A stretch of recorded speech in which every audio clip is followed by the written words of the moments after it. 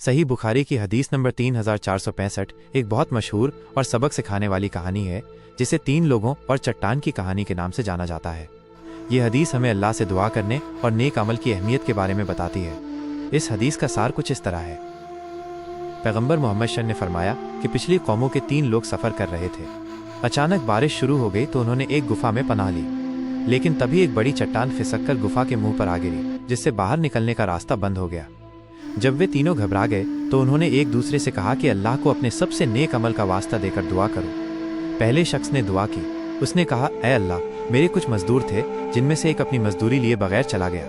मैंने उसकी मजदूरी से कुछ बकरियां और गायें खरीदी जो बहुत बढ़ गईं। जब वो कई साल बाद वापस आया और अपनी मजदूरी मांगी तो मैंने उससे कहा कि ये सारी बकरियां और गायें ले जाओ, क्योंकि ये सब तुम्हारी मजदूरी से हैं। ऐ अल्लाह, अगर मैंने ये काम सिर्फ तेरे खौफ से किया था तो इस चट्टान को हटा दे। इस पर चट्टान थोड़ी सी हट गई। दूसरे शख्स ने दुआ की। उसने कहा, ऐ अल्लाह, मेरे बूढ़े वालिद और वालदा थे, मैं उन्हें हर रात दूध पिलाता था। एक रात में देर से घर लौटा और वे सो चुके थे। मैंने उन्हें जगाना मुनासिब नहीं समझा और उनके जागने का इंतजार करता रहा, यहाँ तक कि सुबह हो गई।